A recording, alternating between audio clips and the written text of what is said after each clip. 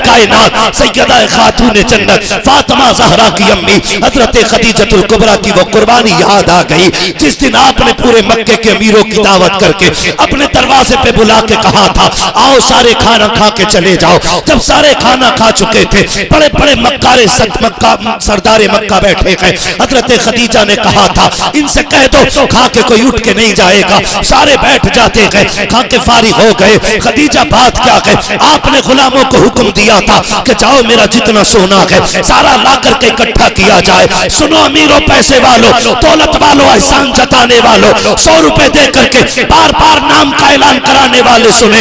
उम्मुल मोमिनीन हजरत खदीजतुल कुबरा का सारा सोना इकट्ठा किया जा रहा है। जब सोना इकट्ठा किया तो किलो 2 किलो नहीं था, इतना ऊंचा ढेर लग जाता है। जो इस पार बैठे हुए थे उस पार वालों को नजर नहीं आ रहे हैं, जो उस पार बैठे हैं इस पार वालों को नजर नहीं आ रहे हैं। मक्के के अमीरों की आंखें चुंधिया जाती है। कहते खदीजा बात क्या है, ये सोना क्यों दिखाया जा रहा है, ये दौलत क्यों दिखाई जा रही है। आपने कहा था सुनो तुम ये समझते हो कि मेरा महबूब मेरी दौलत पे पलता है।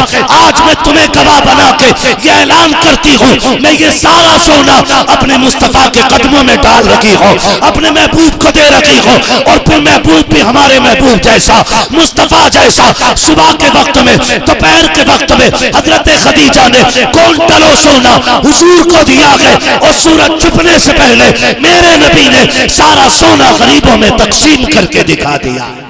माशाअल्लाह माशाअल्लाह। बहुत बरेली से आवाज आती है कौन देता है, देने को मुंह चाहिए, देने वाला है सच्चा, देने वाला है सच्चा।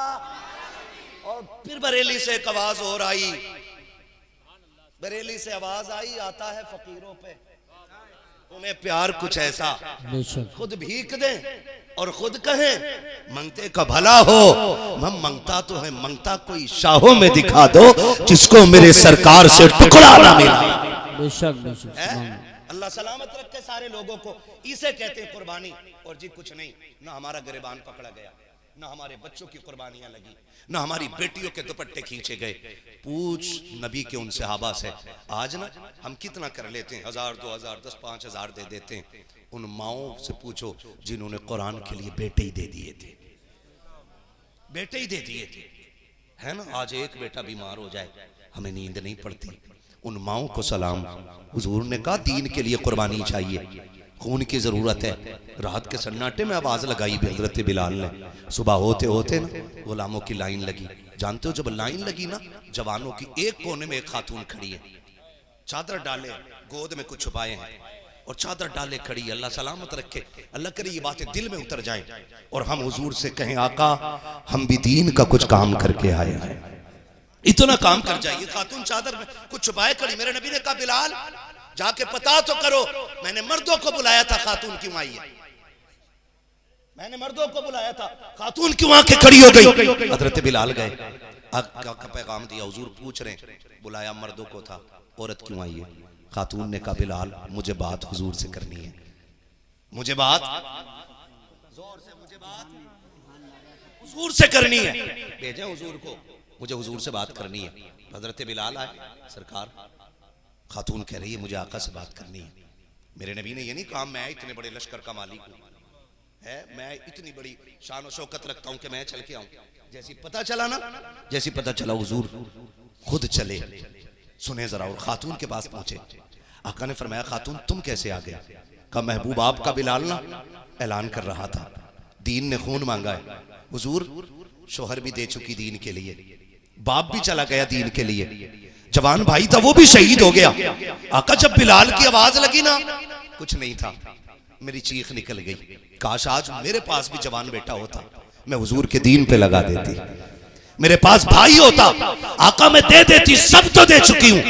हुजूर जब मैं रोई ना तो मेरा ये 6 माह का बच्चा बिस्तर पे रो दिया। गोया ये कह रहा था अम्मी किसी के 18 साल के जा रहे हैं, तू उदास क्यों हो रही है, अपने 6 माह के लाल को लेके क्यों नहीं चल देती है। सरकार में ये 6 माह का लेके आ गई। हुजूर ये 6 महीने का बेटा है। आका मैं चाहती हूँ कयामत में शहीद की मां कहलाऊं। मेरे नबी ने बच्चे पे निगाह डाली है, नबुव्वत वाली आंखों में आंसू आ जाते हैं। मुस्तफा फरमाते हैं बेटी बता तो सही, ये तेरा बच्चा 6 माह का है, न ये जख्मी की पट्टी कर सकता है, न ये प्यासों को पानी पिला सकता है, न ये किसी शहीद को उठा सकता है, बता तो सही तेरा बेटा किस काम आएगा। खातून ने हिचकी भर के रो के कहा था महबूब अगर बेटे की जगह मैं बता दूं तो क्या मेरे बेटे को जगह मिल जाएगी। आका करीम ने कहा था तुझे क्या लगता है तेरा बेटा किस जगह काम आएगा। जब इतनी बात आका ने कही है, खातून कहती है या रसूल अल्लाह जंगों में तलवारें चलती है। हाँ चलती तो है। कहा किस चीज पे रोका जाता है। कहा ढालों पे रोका जाता है। सरकार ऐसा भी तो होता है कि जब ढालें टकराती हैं तलवारों से तो ढालें कट जाया करती है। आका ये भी तो होता है कि कभी कभी ढालें कम पड़ जाती हैं, तलवारें ज्यादा हो जाती हैं। कहा हाँ ऐसा भी होता है। अब उस खातून ने अपने बेटे को आका की तरफ बढ़ा के कहा था मेरे मुस्तफा मेरे बच्चे को ले जाइए। कहा क्या काम आएगा। कहा हो सकता है सरकार मैदान जंग में तलवारें चल रही हो, ढालें कट रही हो, और जब ढालों की कमी पड़ जाए और कोई तीर मेरे मुस्तफा आपकी तरफ आता हो, मेरे मुस्तफा मैं ये चाहती हूँ कि जो तीर आपकी तरफ आता हो और रोकने के लिए कोई ढाल ना बची हो, मेरे सरकार मेरे बेटे को उस तीर के आगे कर दिया जाए, तलवार के आगे कर दिया जाए, ताकि जो तीर आप तक आए वो मेरे बेटे के सीने में आके रुक जाए, मेरे बेटे के जिस्म पे रुक जाए। आका कहते हैं बेटी ये कितना बर्दाश्त करेगा, ये तो मर जाएगा पहले तीर में। मां ने कहा था सरकार शहीद होने दो, इसलिए कि इसके जैसे तो हजारों आ सकते हैं लेकिन तेरे जैसा अब कयामत तक कोई नहीं आ सकता। नारे तकबीर, नारे रिसालत, नारे हैदरी, नारे गौसियत, मशरक़े आला हजरत हुजूर अहसन मियाँ साहिब क़िबला, मुफ्ती हम्माद रज़ा साहिब क़िबला, उलमाए अहले सुन्नत। करूं तेरे नाम पे जहां फिदा, न बस एक जहां तो जहां फिदा, तो जहां से भी नहीं जी भरा। करूं क्या करोड़ों करोड़ों जहां नहीं। ओ भाई उन्होंने बेटे दे दिए, उन्होंने कुर्बानी के लिए बेटे दिए, हम कुरान पढ़ने के लिए बेटे दे दें। जी वाह वाह वाह वाह, हम पढ़ने के लिए बेटे दे दें, ये बड़ी बात होती है। हम बच्चों को कुरान पढ़ा लेंगे। ये आज आपको लग रहा होगा आज ना कोई होता मसला, बात चलती है ना कहना साहब हाफिज जी बनेगा क्या करेगा, 3000 कमाएगा। हमारे हम सब के उस्ताद गिरामी शेखुल हदीस शारे बुखारी हजरत अल्लामा मौलाना मुफ्ती आकिल रजा मिसबाही साहिब क़िबला, प्रिंसिपल दारुल उलूम मंजर इस्लाम जामिया मंजर इस्लाम के प्रिंसिपल बरेली शरीफ की हजरत की सरपरस्ती में वहां दीन की खिदमत अंजाम दे रहे हैं। वो कहते हैं सुनो इनकी तनख्वाहें कम हो सकती हैं लेकिन इनकी इज्जत को कोई नहीं लग सकता है। बेशक इनकी तनख्वाहें कम हो सकती हैं लेकिन इनकी इज्जत को कोई नहीं लग सकता है।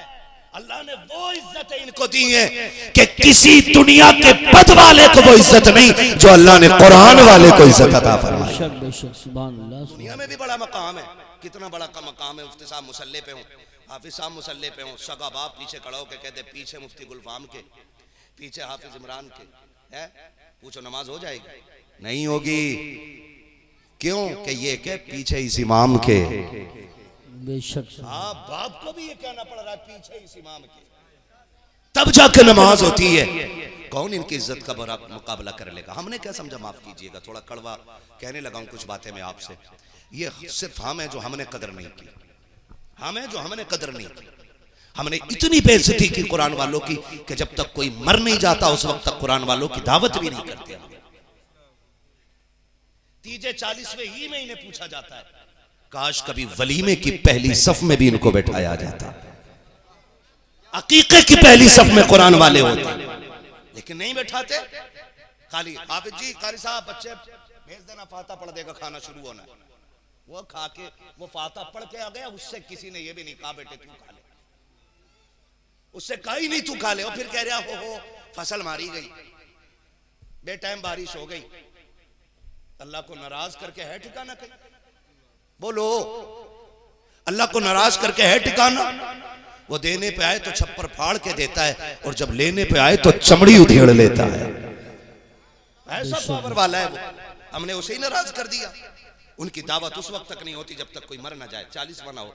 तो भाई कभी इन्हें पहले बुलाया करो, पहले। और इनकी अजमत हमने जानी नहीं। वो समझ गए होंगे जो इन कुरान वालों खाना खिलाते। उनसे पूछो कि जब से इनके कदम आए हैं घर में रब का करम कितना होने लगा है।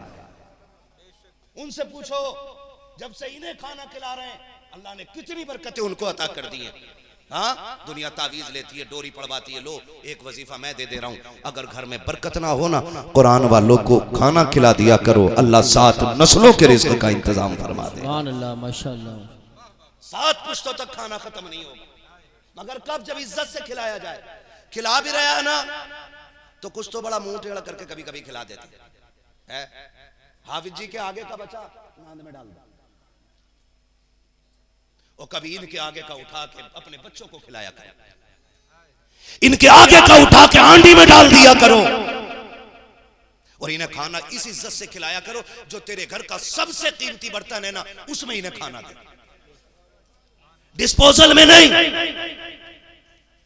आम प्लेट में नहीं, जो तेरे घर की सबसे कीमती प्लेट में हो उसमें ला के खाना खिला। और कह सुन, आज चम्मच से नहीं खाना है, आज तुझे चम्मच से नहीं खाना है, डिस्पोजल में पानी नहीं पीना है, अपनी मुबारक उंगलियां हमारे बर्तन में डाल दे। सुना है इन हाथों में कुरान लिए फिरता है, 24 घंटे तेरी उंगलियां कुरान से लगी रहती है। हाथ डाल के दिखा दे, खुदा की कसम खा के कहता हूं, हाथ इसका आएगा और हाथ के साथ करम मदीने वाले का आ जाए। माशाअल्लाह, माशाअल्लाह। खिलाया करो इनको इस इज्जत के साथ, खिलाया करो, फिर अल्लाह देगा तुम्हें, और फिर पता चलेगा कितनी खिदमत कर गए, कितनी खिदमत कर गए। कब्रिस्तान जाते हैं ना सारे लोग, हम लोग सारे ही जाते हैं, और जुमे के दिन जरूर जाना चाहिए। जाते हैं भाई जुमे के दिन, है ना?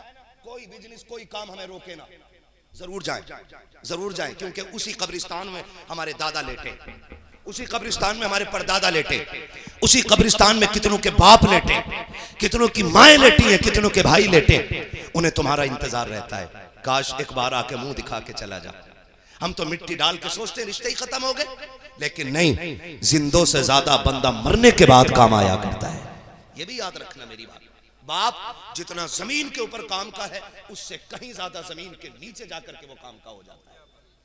हाँ, आप अंदाजा लगाइए, बाप जिंदा है, उसका चेहरा मुस्कुरा के देखो, अल्लाह हज मकबूल का सवाब देता है। सुभान अल्लाह। बाप मर गया, चेहरा नहीं, कपड़े नहीं, उसकी कब्र पे पड़ी हुई मिट्टी जाके झांक ले, अल्लाह जहन्नमी को जन्नती बना दिया करता है। जाया करो कभी कब्रिस्तान, अपने याद करते रहते हैं, लेकिन फुर्सत नहीं, किसी दफन में ही गए तो हाथ उठा दिया। जुमे जुमे को जाया करो, वो जाने वालों से पूछते हैं कि मेरा बेटा क्यों नहीं आया, तू जाके कह दे कि मुझे याद आई है, उससे जाके कह मैंने बुलाया है, लेकिन वो अलग दुनिया है, ये अलग दुनिया है, हम जाने वाले नहीं सुन पाते। कितनी कब्रों को आज भी अपने वारिसों का इंतजार है, लेकिन कब्रों में जाने तैयार नहीं, कब्रों पे जाने तैयार नहीं, उन्हें देखने तैयार नहीं, उनके लिए हाथ उठाने तैयार नहीं। ऐसे बेटे बना लो कि अगर ये कब्रिस्तान ना भी जाएं, अगर ये मुंबई में बैठ के अपने काम में लगे हो ना, तो सीधी जन्नत की खिड़की की ठंडी हवाएं तुम्हारी कब्रों में आना शुरू हो जाए। सुभान अल्लाह, माशाअल्लाह। मैं यहां बोल रहा हूं, मेरे बाप घर पे बैठे, जितनी नेकी मुझे मिलेगी उतनी नेकी मेरे बाप को, और जितनी सबको मिल रही है उतनी मुझे मिल रही है, और जितनी सबको मिल रही है उतनी मेरे बाप को मिल रही है, और जितनी उनको मिल रही है उतनी जाके उनके बाप को कब्रिस्तान में मिल रही है। बेशक ये नेकियों के जराए होते हैं, हमने किया ही नहीं, माफ कीजिएगा, हमने ना बस हमने कुरान वालों की तौहीन सबसे ज्यादा की, सबसे ज्यादा तौहीन। मैयत की सफ में सबसे आगे, तीजे के खाने में सबसे आगे, 40वें के खाने में सबसे आगे, और सबसे पीछे वलीमे में, सबसे पीछे अकीके में, सबसे पीछे इज्जत की दावतों में कहीं दिखाई नहीं देते। पहली बात तो दावत होती नहीं, और कर भी दे तो बुलाना भूल जाते, बुलाना भूल जा। ओ हाफिज जी याद नहीं रहा था यार, बच्चे भेज दो 4 बजे तक। अब मुफ्ती साहब को गुस्सा आया, कहा कि तुमने दावत क्यों की जब टाइम पे खिलाया नहीं? तो कहा आ जाते, हमने दावत तो कर ही दी थी, आ जाते, आके खा जाते, दावत तो हम कर ही चुके थे। भाई ये कुरान वाले हैं, याद रखो, ये जलील नहीं, अल्लाह ने इन्हें बड़ा इज्जतदार बनाया है। ये कभी खुददारी का सौदा नहीं करते, ये फाके मर सकते हैं लेकिन बिन बुलाए किसी के दस्तरखान पे जाने को तैयार। बेशक नहीं होंगे, बुलाता ही नहीं। वो बुला भी ले, चले भी जाएं, कह रहा, लड़का कहता अब्बा मदरसे के बच्चे आ गए। वो कह रहा है जिसे इस्तिंजा करने का तरीका नहीं। उसके जुमले मदरसे के बच्चे आ गए, इन्हें बच्चों को कहां बैठा के खिलाएं ना, कभी इस बदतमीजी से बात ना करो, बड़े अदब से इनका नाम लिया करो। हुफाज इकराम आ गए, अब्बा कुरान वाले लोग आ गए, ऐसे कहा करो ना, अब्बा कुरान वाले लोग आ गए। अब्बा कह रहा है उधर कोने में दरी बिछा के खिला दे। अब्बा ये टेबल किसके लिए है?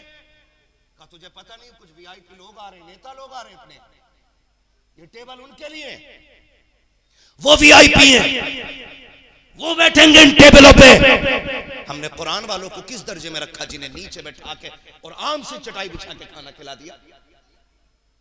तेरे टेबल तेरी कुर्सियां अमीरों के लिए रह गई। वीआईपी बता कौन है वीआईपी? का मौलवी खड़ा हुआ भी बताएंगे। थोड़ी देर रुके, गाड़ी आई, उससे शानदार सूट बूट चश्मा कैप लगा के बेहतरीन महंगी घड़ियां बांध के निकले आस्तीने चढ़ाते हुए, कोट पैंट वाले। कहा जनाब देखो इन्हें वीआईपी कहा जाता। मैंने कहा क्यों?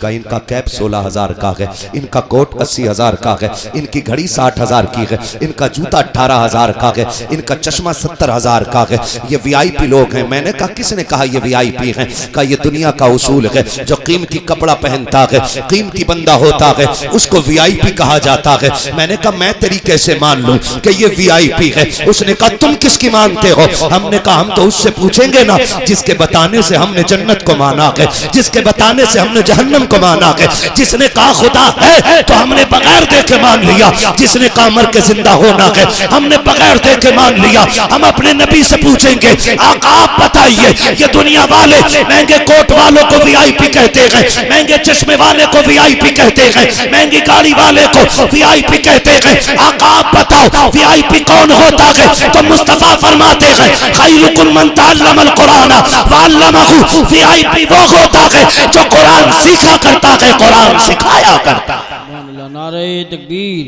नारे रिसालत, नारे गौसियत, मसलके आला हजरत, फैज़ान आला हजरत हुजूर बदरुल शरिया हजरत मुफ्ती हम्माद रज़ा साहिब क़िबला उलमाए अहले सुन्नत। समझ गए मेरी बात? सबसे वीआईपी है कुरान वाले, जो कुरान सीखते हैं और कुरान सिखाया करते हैं। पहली लाइन में इनको रखो है। मुफ्ती साहब सफाता पढ़वाली मुफ्ती साहब पढ़ के आ गए, थोड़ी देर के बाद कुत्तों की तरह खाना चला खड़ा करके, है ना, गधों की तरह खाया, लोगों ने खाना पड़ गया कम, तो कह रहा हाफिज जी ने फातिहा ढंग से नहीं पढ़ी। वो जो ठलुए राय देने वाले होते हैं, जो एक चाय पे नहीं एक घूंट पे बिक जाते हैं, वो कहते हैं सही कह रहे हो, मैंने देखा जल्दी में थे। ऐसे हराम खोरों से भी बच के रहा करो, ये घर भी बर्बाद करा देते हैं और खानदानों में आग लगवा दिया करते हैं। बच के रहा करो इनसे। ऐसा ही कह रहे हो, थोड़ी ज्यादा ही जल्दी में थे हाफिज जी, मुझे भी लगा सटर पटर पढ़ के चले गए। सुन, ये जो बरकत गई है ना तेरे दरवाजे से, फातिहा की वजह से नहीं, हमारी बदबख्ती और कम नसीबी की बुनियाद पर लौट गई, क्योंकि हमने अल्लाह की नेमत को कुत्तों की तरह खिलाना शुरू किया। सबसे बड़ी नहुसत इसकी बरसी।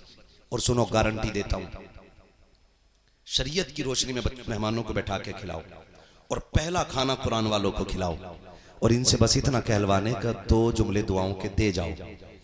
अगर ये हाथ उठा के इतना कह गए ना, खुदा बरकत अता करे, कसम खा के कहता हूं कुरान की हक्कानियत पे इतना यकीन है कि जितनों का खाना बना होगा ना 1.5 गुना ज्यादा खा जाएंगे, लेकिन बरकत कभी खत्म नहीं हो पाएगी।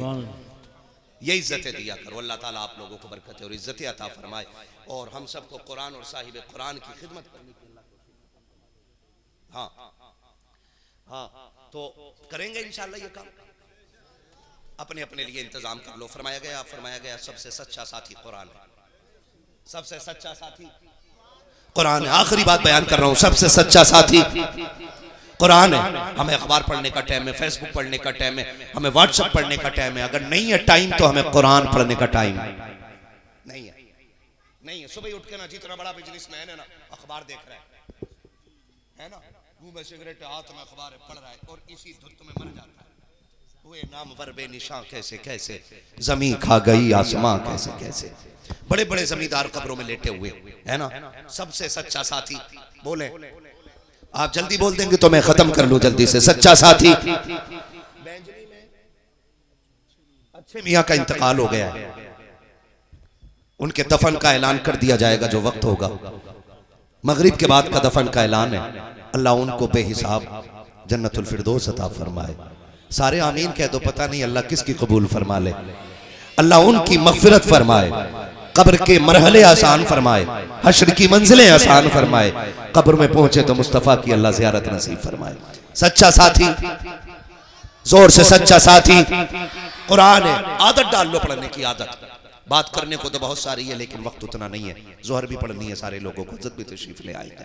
जब बंदे का इंतकाल होता है ना और उसे गुस्ल कफन दे दिया जाता है और जब जनाजा उठाया जाता है ना तो कुरान आकर के ना मरने वाले के कफन और सीने के बीच में आकर छुप जाता है। जो कुरान पढ़ने वाले लोग होते हैं उनके सीने और कफन के बीच में आकर छुप जाता है। लोग कंधे पे लेके चल रहे, कुरान साथ साथ है। नमाज जनाजा हुई, कुरान साथ साथ है। कब्र में उतारा गया कुरान, बोले कुरान, तख्ते लगा दिए गए कुरान, मिट्टी डाल दी गई कुरान, लोग मिट्टी डाल के वापस आ गए कुरान साथ साथ है। कुरान साथ साथ है। जब सब चले आते और फिर आते दो फरिश्ते, वो आके उठाते, जैसे कफन को हाथ लगाते कुरान निकल के सामने आ जाता है। कुरान निकल के सामने आ जाता है और कहता है ठहरो। कौन हो? और इससे क्या कह रहे हो? काम रब के फरिश्ते हैं, हम इससे हिसाब लेने आए। उसने कहा कि तुम ऐसे हिसाब कैसे ले सकते हो? तुम ऐसे हिसाब कैसे ले सकते हो? मैं साथ हूं इसके, और जब तक मैं हूं इससे तकलीफ नहीं होने दूंगा। जब तक मैं हूं इससे तकलीफ नहीं होने दूंगा। वो कहते हैं हमें भी रब ने भेजा, तो कुरान कहता मैं भी तो उसके हुक्म से ये कर रहा हूं। वो फरिश्ते कहते हैं हमें रब ने भेजा, तो कुरान कहता मैं भी उसके हुक्म से यहां हूं। उसका वादा नहीं है कि जो कुरान का साथी बनेगा कुरान कब्र में उसका साथी बन जाएगा। अल्लाह माशाअल्लाह। तो कुरान कहता है मैं हिसाब, कुरान कहता है मैं हिसाब नहीं लेने दूंगा। वो कहते हैं मैं लूंगा। हदीस में है कि कुरान लड़ जाता है। वो कहता अच्छा ठहरो, मैं रब से मिलके आता हूं। ठहरो, जब तक मैं ना जाऊं हिसाब ना लेना। हदीस में है कुरान रब की बारगाह में जाके अर्ज करता है मालिक बता तो सकी, क्या मैं तेरी किताब नहीं हूं? क्या मैं तेरा प्यारा नहीं हूं? क्या तेरा वादा नहीं है कि जो मुझसे प्यार करेगा तो उससे प्यार करेगा? रब फरमाता हाँ मेरा वादा है। तो सुन मेरे मालिक, आज मुझे सीने से लगाने वाला कब्र में आ गया है, तेरे दो फरिश्ते आके परेशान कर रहे हैं, मालिक उन्हें वापस बुला ले, उसका जामीन मैं हूं। ये इजाजत लेके कुरान जब वापस आता है कब्र में कोई फरिश्ता नहीं होता है, आके फिर मरने वाले को कुरान उठाता है और उठा के कहता है बता वो फरिश्ते कहाँ है? कहा कौन से फरिश्ते? का जिन्हें मैं यहाँ छोड़ के गया था, का मैंने उन्हें नहीं देखा, कि उन्होंने तुझे जगाया तो नहीं, का मुझे किसी ने नहीं जगाया, परेशान तो नहीं किया, का मुझे किसी ने परेशान नहीं किया। जब इतनी बात वो कहता है कुरान कहता है ठहर, इतने में 1000 फरिश्ते जन्नत से आते हैं, साथ जन्नत का बिछोना लाते हैं, जन्नत का गद्दा लाते हैं, जन्नत का तकिया लाते हैं, जन्नत की कंदील लगा देते हैं, और फिर कुरान उससे कहता है आराम के साथ सो जा और परेशान मत होना, तू अकेला नहीं है। जब जन्नत में जाने की बारी आएगी, यहाँ जन्नत का बिस्तर दे के जा रहा हूँ, मैं सर में हाथ पकड़ के तुझे जन्नत में दाखिल करके दिखा। नारे तकबीर, नारे रिसालत, नारे गौसियत, मसलक आला हजरत हुजूर अहसन मियां साहिब क़िबला मुफ्ती। सिर्फ इससे इनका फायदा नहीं, कौन क्या कुर्बानी देगा, अल्लाह सलामत रखे। माफ कीजिएगा आज तो ना 2-4 हजार रुपए दे के ना बंदा कहता जरा एक बार नाम और बोल दो, कि सुबह जो नाम बोला था लोग कम थे अब थोड़े ज्यादा हो गए, एक बार और ऐलान कर दो। 10 बोरी सीमेंट की दे के कह रहा है एक बार और ऐलान कर दो। अगर किसी ने 50,000 दे दिए दीन के लिए ना, तो वो चाहता अब दीन में मर्जी भी मेरी चले। लेकिन याद रखना रब बड़ा बेनियाज है, अगर वो रद्द करने पे आए ना तो करोड़ों साल के सजदे मुंह पे मार देता है, बेशक। और अगर कबूल करने पे आ जाए तो एक कुत्ते को पानी पिलाने के बदले में फाहिशा को जन्नत अता फरमा देता है। माशाअल्लाह। हमारी कोशिश ये रहनी चाहिए कि कोई जाने या ना जाने मदीने वाला जान जाए। बस हम किसके लिए कर रहे हैं? हुजूर के लिए कर रहे हैं। और जिंदगी आमतौर पे कितनी है? 60 70 60 बोले सारे 60 70, इसके बीच में ज्यादातर जिंदगियां हैं। मुफ्ती हनीफ साहब क़िबला तशरीफ फरमाए, तमाम तर उलमा बैठे हुए हैं। हुजूर साहिब सज्जादा की कदमों की खाक अपने सर का ताज बना के बात कर रहा हूं। हाँ, यकीन जाने हजरत के इदारे से मेरे जैसे लाखों करोड़ों लोग इल्म की प्यास बुझा करके निकले, और तखस्सुस की सनद मैंने भी हजरत के इदारे ही से हासिल की है। इस हवाले से हमारे मोहसिन भी हैं हजरत, है ना, हमारे पीर घराने से भी हैं, हमारे मोहसिन भी हैं, हमारे मरकज से भी हैं, और हमारी क़यादत करने वाले आज मरकजी कायद भी हैं। बेशक अल्लाह हजरत की उम्र में बरकत अता फरमाए। मैं अर्ज कर रहा हूं आपसे कि कोई भी काम करें उसमें खुलूस होना चाहिए। बेशक क्या होना चाहिए? सारे बोले जोर से, खुलूस होना चाहिए, ताकि काबे वाला भी राजी हो जाए, मदीने वाला भी राजी हो जाए। माशाअल्लाह माशाअल्लाह। और ऐसे लोग जो मदरसों को, मदरसे वालों को, कुरान वालों को, पढ़ने वालों को, पढ़ाने वालों को हिकारत की निगाह से देखते हैं, उनसे बड़ा कम ज़र्फ कोई पैदा ही नहीं हुआ। जी बेशक बेशक हक। ये भी सुन लीजिए कान खोल, उनसे बड़ा कम ज़र्फ कोई पैदा ही नहीं हुआ। जिंदगी कितनी है? 60। पीछे वाले बोले 60, जो नहीं बोलने वो 100 साल के नहीं होने। अगर सोच रहे हो बोलोगे जल्दी मर जाओगे तो गलत सोच रहे हो।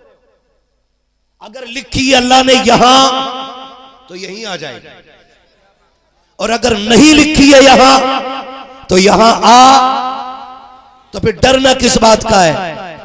लग रहा 60 वाले सोच रहे हैं कि हमारे ऊपर ही आरा चल रहा है।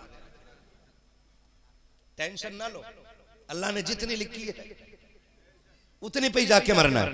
उम्र कितनी होनी है? 60-70 साल। कामयाब वो नहीं होता है कि जो अपने पीछे प्लॉट छोड़ जाए, जो अपने पीछे जायदाद छोड़ जाए, जो अपने पीछे कमाई के बड़े बड़े जराए छोड़ जाए। कामयाब वो बंदा होता है जो अपने मरने के बाद अपने पीछे कुरान की खिदमत करने वाले छोड़ जाता है। वो सबसे बड़ा कामयाब है। वरना जनाजे बड़े बड़ों के देखे हमने बड़े बड़ों को मरते देख लिया।